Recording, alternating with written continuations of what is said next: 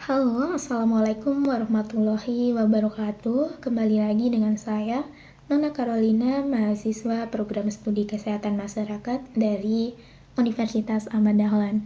Nah, teman-teman, bagaimana kabarnya? Lama sekali kita tidak berjumpa di media sosial ini. Harapannya teman-teman semua dalam keadaan sehat walafiat ya. Amin. Nah, teman-teman, berhubung saya dari Program Studi Kesehatan Masyarakat, kali ini saya akan membahas terkait surveillance. Nah, apa sih yang akan kita bahas pada hari ini? Yaitu yang pertama, koordinasi, jejaring kerja, dan kemitraan surveillance, kemudian pelaporan surveillance, dan jenis-jenis laporan surveillance. Kemudian yang terakhir, nanti kita akan membahas terkait evaluasi atau penilaian sistem surveillance kesehatan. Nah, masuk pada pembahasan yang pertama, yaitu koordinasi, jejaring kerja, dan kemitraan surveillance.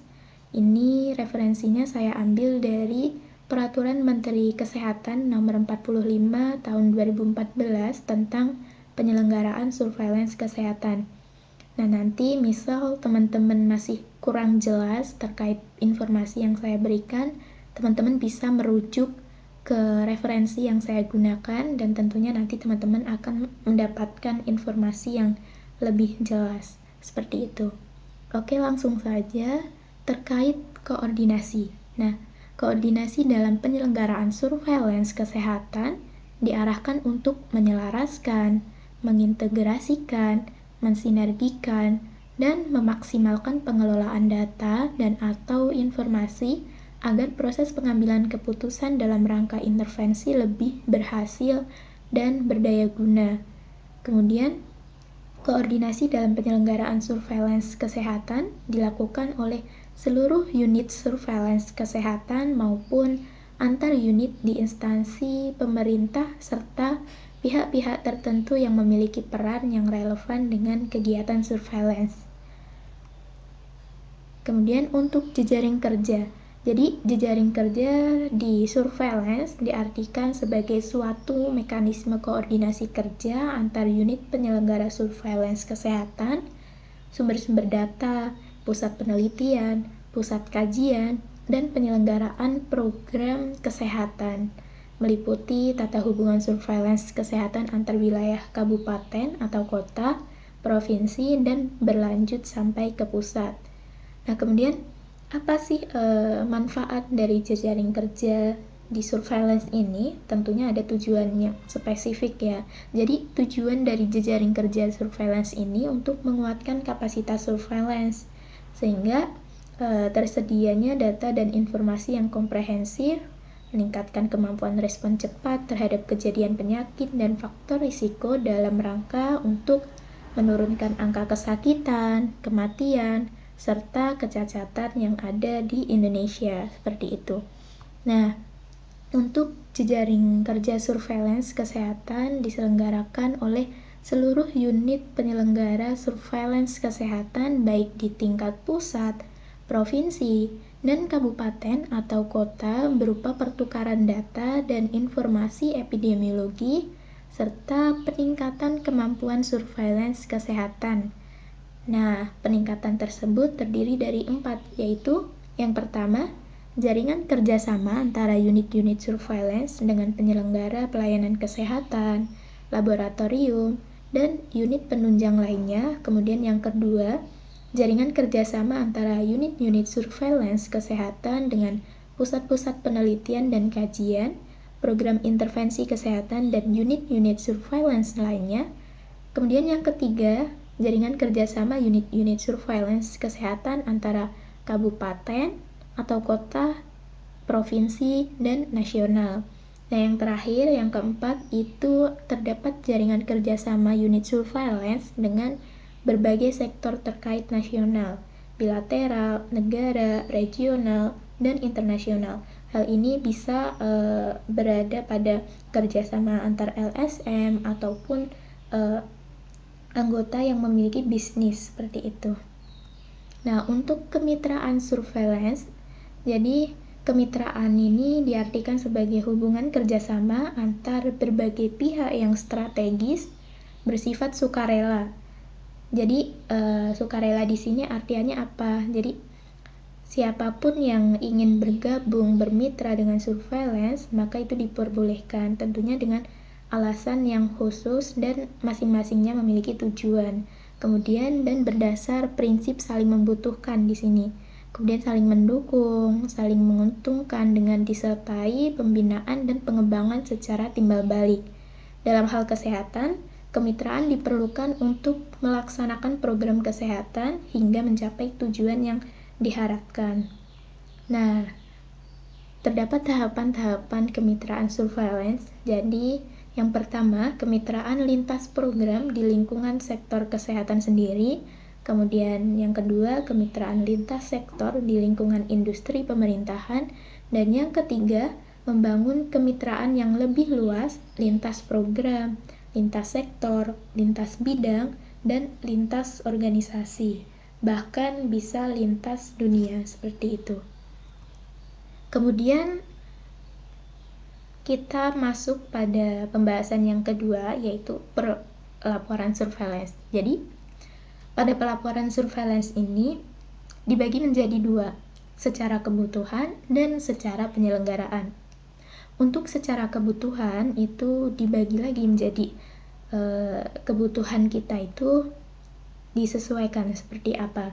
Bisa jam, hari, minggu, bulan, tribulan atau setiap 3 bulan sekali, semester atau setiap 6 bulan sekali, tahunan, setiap 1 tahun sekali, 5 tahunan, dan lain-lain. Nah, konsep pengumpulan data di surveillance itu seperti apa? Nah, pengumpulannya itu menggunakan konsep 5W plus 1H, seperti yang umum pada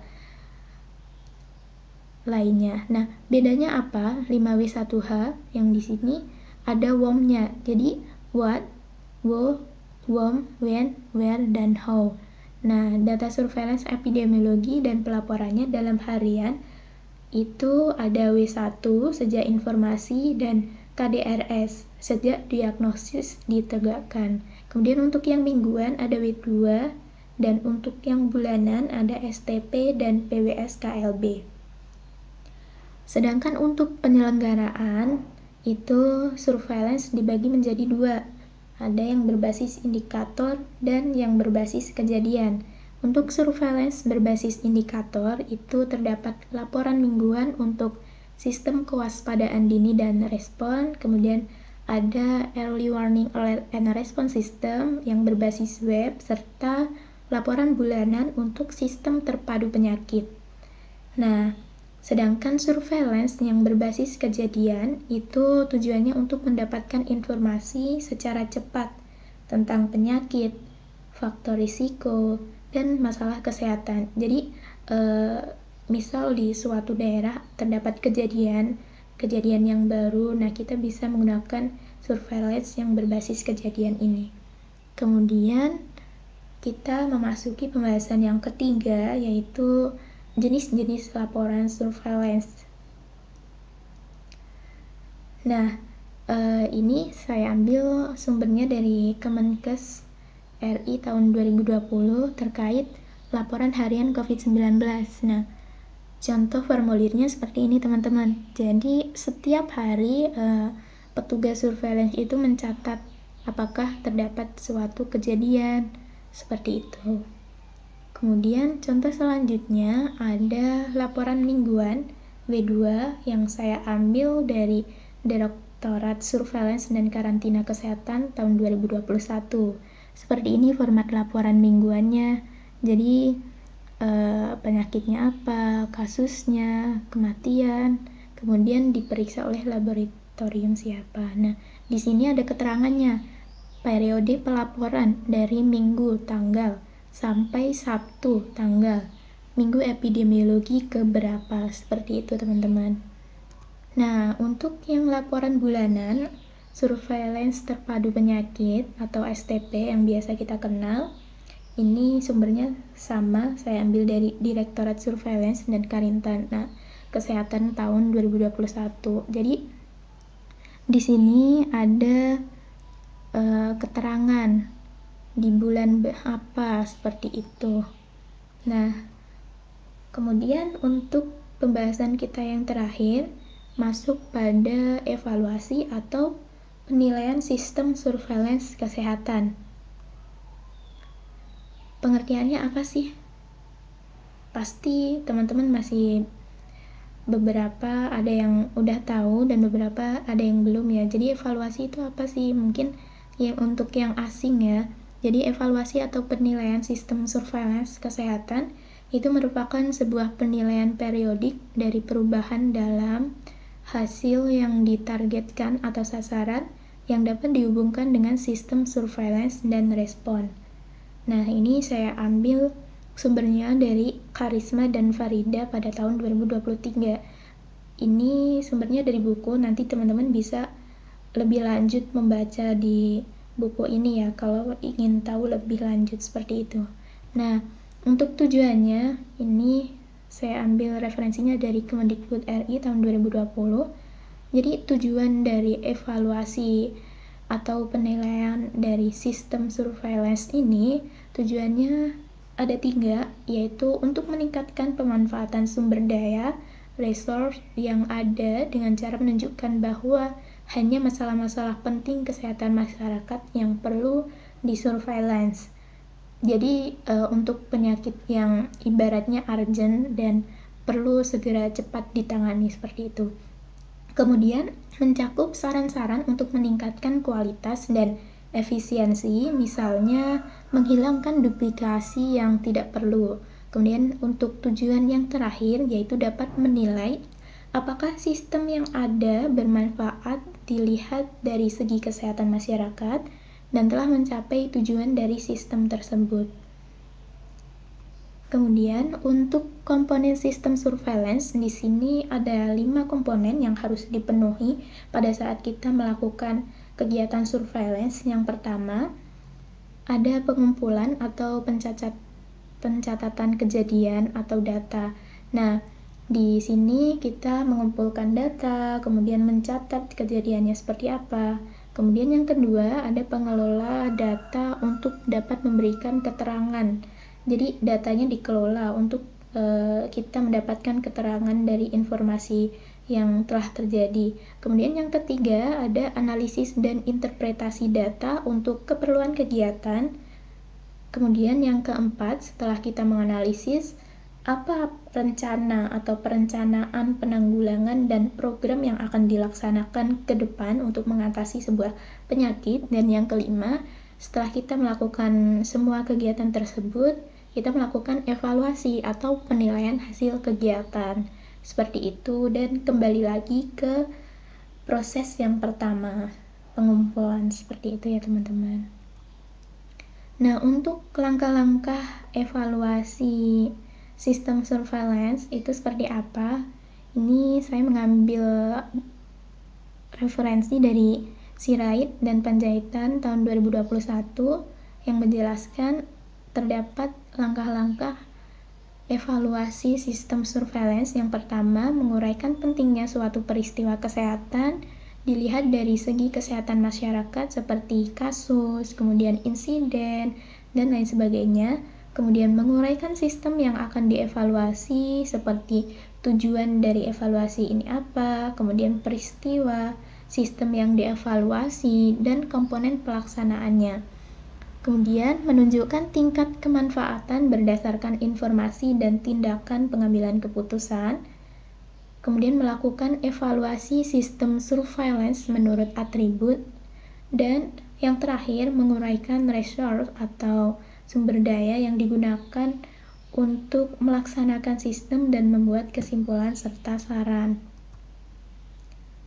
Nah, dari referensi yang sama juga, saya dapatkan penjelasan terkait atribut sistem surveillance. Jadi, apa sih yang dinamakan atribut itu?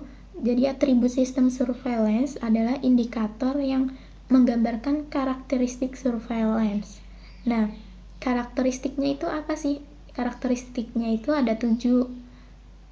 Nah, 7 atribut sistem surveillance atau karakteristiknya adalah kesederhanaan, fleksibilitas, akseptabilitas, sensitivitas, nilai prediktif positif, representasi, dan ketepatan waktu. Kemudian, terakhir terdapat indikator kinerja surveillance. Ini saya ambil dari PMK, Peraturan Menteri Kesehatan Nomor 45 Tahun 2014 tentang penyelenggaraan surveillance kesehatan. Jadi, terdapat indikator kinerja surveillance yang penting dan perlu kita ketahui. Yang pertama yaitu kelengkapan laporan, kemudian ketepatan laporan, dan ditetapkan masing-masing program. Ditetapkan masing-masing program ini artinya apa? Bahwa setiap program itu memiliki ciri khasnya masing-masing. Misal program PTM, penyakit tidak menular, PM, penyakit menular, Kespro, kesehatan reproduksi, dan lain sebagainya. Seperti itu. Jadi setiap penggolongan penyakit itu memiliki kriteria atau indikator kinerjanya masing-masing dalam penerapan surveillance. Nah, terakhir dari saya, ini penting juga untuk teman-teman harus diingat-ingat tentang kekayaan yang paling utama itu bukan harta, bukan kita punya handphone yang mewah, mobil yang mewah, itu bukan. Jadi kekayaan yang paling utama itu adalah kesehatan. Hal ini saya kutip dari Ralph Waldo Emerson. Nah, mungkin itu saja teman-teman yang bisa saya jelaskan terkait surveillance. Semoga teman-teman bisa memahami apa yang saya sampaikan, kemudian bisa bermanfaat buat teman-teman, dan buat teman-teman yang pengen belajar lebih terkait surveillance bisa lanjut ke program studi kesehatan masyarakat. Oke, see you next time. Terima kasih atas perhatiannya. Ini terdapat kontak saya nanti misal teman-teman butuh informasi yang lebih lanjut, masih belum paham, atau ingin tanya terkait apa itu program studi kesehatan masyarakat, prospek kerjanya seperti apa, dan di Universitas Ahmad Dahlan tuh seperti apa sih sistem kita belajar. Nah, teman-teman bisa DM saya di Instagram ini ya. Baik, itu saja teman-teman yang bisa saya sampaikan. Semoga kita bisa berjumpa lagi ya. Wassalamualaikum warahmatullahi wabarakatuh. Terima kasih.